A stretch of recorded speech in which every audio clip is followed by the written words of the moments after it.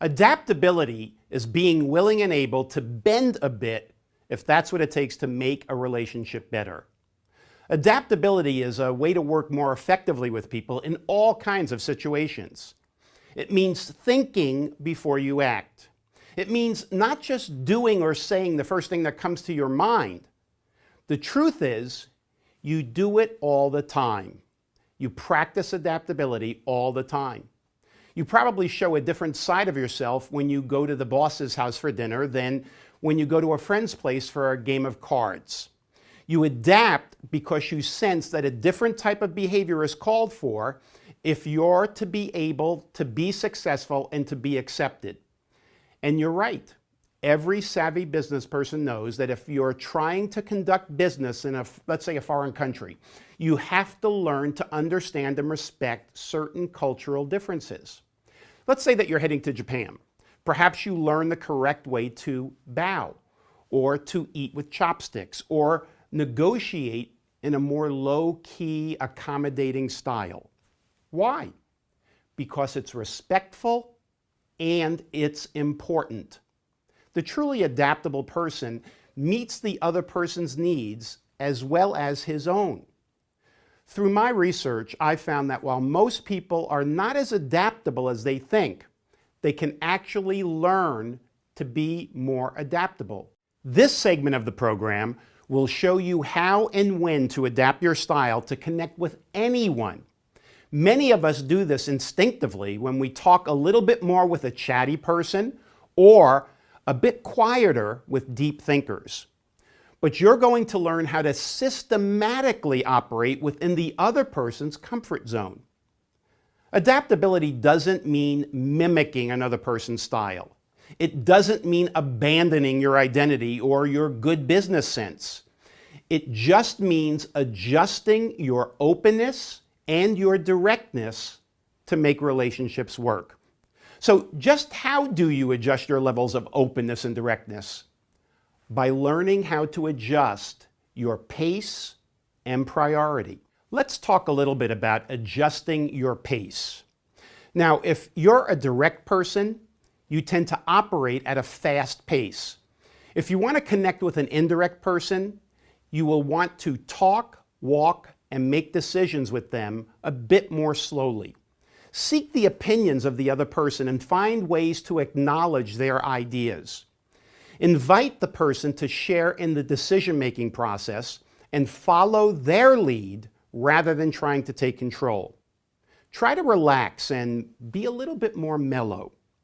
Be sure to engage in active listening to ensure that you thoroughly understand what the other person is saying. Resist your impulses to interrupt. If necessary, jot down 1 or 2 word notes to remind you about your ideas later. Listen more, talk less. And while you're speaking, provide pauses to encourage the other person to speak up. Avoid the impulse to criticize. Avoid the impulse to challenge or push the communication along faster than the other person wants to go. Try to find points of agreement, but if you do disagree, choose your words carefully and do not intimidate the indirect person. By contrast, if you're an indirect person, you tend to operate at a slower speed. Now, if you're dealing with a direct person, you will want to talk, walk, and make decisions with them a bit more rapidly. Try to initiate conversations and give recommendations. Use direct statements and avoid tentative, roundabout questions. Communicate with a strong, confident voice and maintain eye contact. If you disagree with a direct person, express your opinions confidently but tactfully. Face the conflict openly without turning the conflict into a personal attack. Now let's talk a little bit about how to adjust your priority.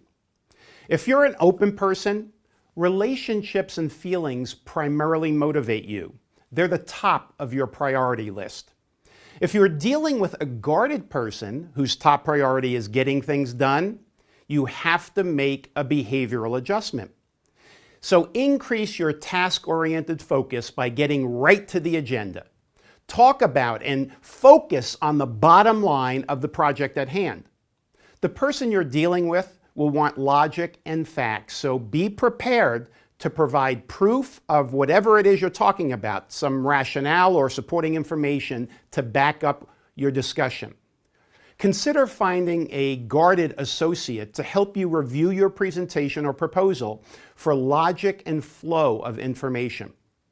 Prepare an agenda of what items to cover in your meeting and try to stick to that agenda. If you find yourself getting off track, and this is just natural for an open person, use the agenda to refocus on the task. When you've completed the agenda, end the meeting on a cordial, business-like note. Now, guarded people do not like to be touched by strangers or have their physical space invaded. So don't initiate physical contact unless you're sure it will be positively received. Downplay your natural enthusiasm and body movement. A guarded person often views an excess of enthusiasm as hype. It's much better to have a well thought out, logical presentation based on factual information.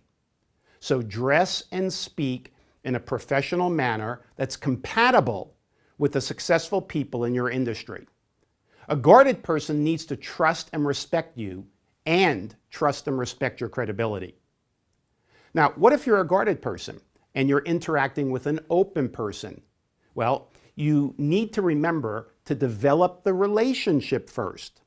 Share some of your feelings. Let your emotions show. And let the open person know who you are and what you like. Observe the other person's environment and find something, whether it's a picture, a trophy, an art object, just something else that you have in common, and ask them questions about that object. Try to find out what interests the other person. Find something about that person or that person's environment that you can sincerely compliment. Listen to and respond to any expressions of feelings. Find out what it takes to make the open person look good within his organization and in the eyes of other people. Take the time to develop a strong relationship based on your understanding of his needs and objectives. Use friendly language and communicate more often. Be flexible with your agenda and be willing to address the interests of the open person, not just your own interests. Initiate physical contact if necessary, and try standing a little bit closer than your normal style might indicate, or at least might dictate. Use a few relaxed gestures like leaning back, smiling, or gently patting the other person on the back or the shoulder. Now, the second aspect of adaptability is how do you adapt to each specific disc style? Let's listen to a pair of D styles tell us how they want you to treat them. I like to deal with people who are efficient and well organized. Don't waste my time with personal stories or small talk. Get to the point quickly and keep our relationship businesslike. If you want to convince me of something, give me options with brief supporting analysis, all on one page if possible. And if you disagree with me, use fact, not personal feelings to persuade me.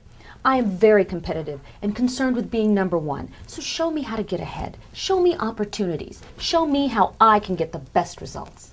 I get bored quickly, so vary your routine. Or better yet, give me a new challenge.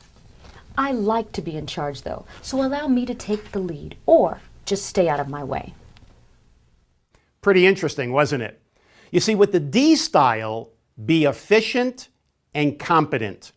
When adapting your style to a D style, it's important to acknowledge their priorities and objectives.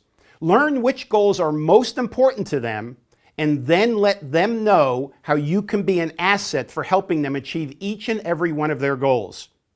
Be professional, competent, and businesslike. Get down to business immediately. Be punctual, if not early, whenever you're going on an appointment. Have a prepared agenda and stick to it. If you find yourself running late to the meeting, be sure to call ahead and explain the facts behind your reason for tardiness. Apologize and give the director, the D style, the option either to move ahead with the meeting as planned or actually to reschedule. Of course, calling to apologize for tardiness is just common courtesy, regardless of anybody's style. But it's critical to do so with people who place a very high value on their time. In other words, the D style. Now, if you disagree with a D, keep your objections based on facts, not personal feelings. Recognize their ideas and achievements rather than them personally. Give the Ds options and offer an analysis to help them make a decision. Be brief, efficient, and thoroughly prepared. You see, the D styles want to know what your product or service does and the time involved and what it will cost. They're interested in saving time, getting results, increasing profitability, forward progress, and gaining any kind of edge they can over the competition. Now let's listen to a couple of I styles tell us how they want you to treat them. I am definitely a people person. I like being around people who are upbeat and stimulating. So show me you appreciate my opinions, ideas, my dreams. Yes, the way to my heart is to show me that you love me. I mean, let's face it, my favorite subject is me. I tend to get bogged down by details. So if you want to convince me of something, focus on the big picture. Spare me the details. Show me how it will enhance my image, my visibility. I love innovation and change, so by all means, avoid getting me involved in repetitive or routine tasks. Boring. Although, there is one tiny thing to remember. I might need help staying organized. Darling, you are so good. I know. I mean, thanks. With the I style, be interested in them. When adapting to an I style, support their opinions, their ideas, even their dreams. Find out what they're trying to accomplish and let them know how you can support them. Don't hurry the discussion and allow them to discuss sideline issues or personal interests. Be entertaining, fun, and fast-moving, but do it without removing the spotlight from them. Allow your animation and enthusiasm to emerge. Take the initiative by introducing yourself in a friendly and informal manner and be open to new topics. Clarify the specifics of any agreements in writing if possible to make sure that the I style understands exactly what to expect from you and your product or service. Summarize who is to do what, where, when, how, and why. Minimize arguments and conflict. Use testimonials and incentives to influence the decision process in a positive manner. Illustrate your ideas with stories and emotional descriptions that they can really relate to, and it relates to their goals and their interests. I styles are interested in knowing how your product or service will enhance their status and visibility. They're interested in saving effort, so make the process easy for them. Once they make a decision, they don't want to be bothered with a lot of paperwork or installation or training or service problems. Clearly summarize details for them and direct them toward mutually agreeable objectives and action steps that will make things work without being dependent on their follow-up actions for this to occur. Okay, now we've gotten tips from the D's and the I's. Now let's hear from the S style. I thrive in a relaxed, friendly atmosphere. Stability is very important to me, and warmth and sincerity go a long way with me. Show me that you are truly interested in my feelings by listening to what I have to say. And please don't rush me. And know that I am sensitive and take things personally. If you disagree with me, tell me about how you feel in a non-threatening way, please. Yes, and if you want to convince me of something, I need assurances that risk will be minimal or handled as reasonably as possible. It helps to show me documentation for my own peace of mind. I'm a great team player, especially when my efforts are acknowledged and appreciated. I like to be noticed for my patience and perseverance, and complimented for my steady follow-through.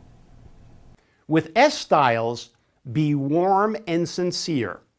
Adapt to S styles by being personally interested in them. Find out about their background, their family, their interests, and share similar information about yourself. Allow them time to develop confidence in you and move along in an informal, slow manner. Encourage them to get other interested parties involved in the decision-making process, since they will anyway. Assume that they'll take everything personally and minimize disagreements and conflict. Practice your active listening skills. Be sure to take notes and display your commitment to them and their objectives. Provide guarantees and your personal assurances that any decisions that they make will involve a minimum of risk.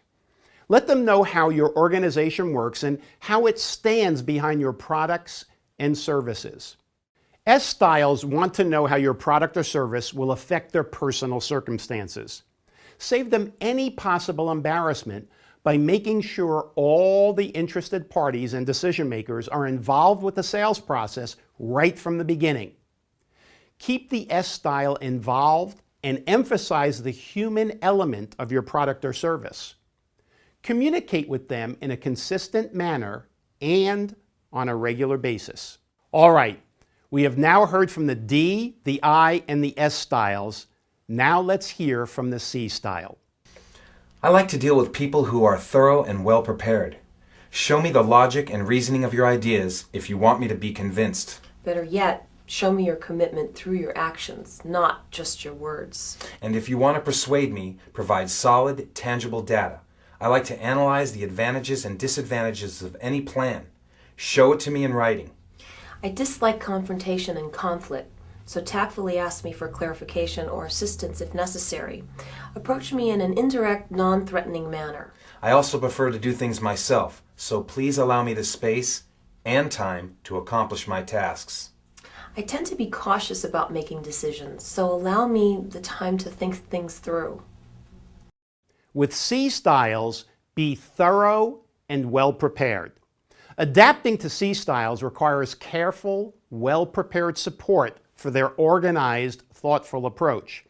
Greet them cordially, but then proceed quickly to the task without spending too much time on chit-chat or small talk. Demonstrate your commitment and your sincerity through your actions rather than your words or promises. Be systematic, precise, and provide solid, tangible, factual evidence of the benefit of your product or service. Be prepared to answer the detailed questions that the C styles typically ask. Provide all the key information and key data that's required by the C styles, and also give them summaries and overviews to assist them in their analysis. C styles love charts, graphs, and analyses that boil a lot of information down into a concise format.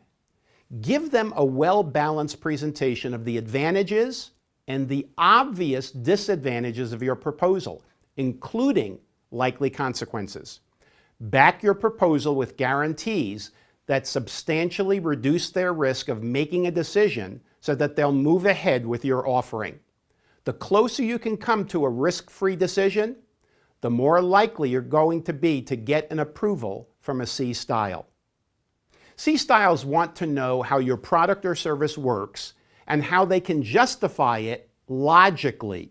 They're risk avoiders. Their greatest fear is that they will be embarrassed by a poor decision or a poor action. So provide them with enough data and documentation to prove to others the value of your proposal. Give them time to think and make their choice. Avoid pushing them into a hasty decision. You might want to listen to those pairs of people, the 4 disc styles played by the actors, several more times in order to really get a feel for how you can adapt your behavior in each and every case. Actually, differences in style can bring a zest to problem solving. The whole can be more than the sum of the parts. Often, style differences, if they can be bridged, will lend energy to a team effort that similar styles absolutely would not. So, you see, adaptability does not mean imitation of the other person's style. It doesn't mean being wishy-washy or two-faced or trying to be something that you're not. The antidote to most personality conflicts is to cultivate a style that's adaptable. Give your full attention to the other person and seek to cooperate, not confront. Adaptability is the key to success with people. Some of us do it naturally. Others need to work at it because lifelong habits of competition, conflict, and resistance to change are not altered overnight. But it is doable if you are committed, if you use both your head and your heart.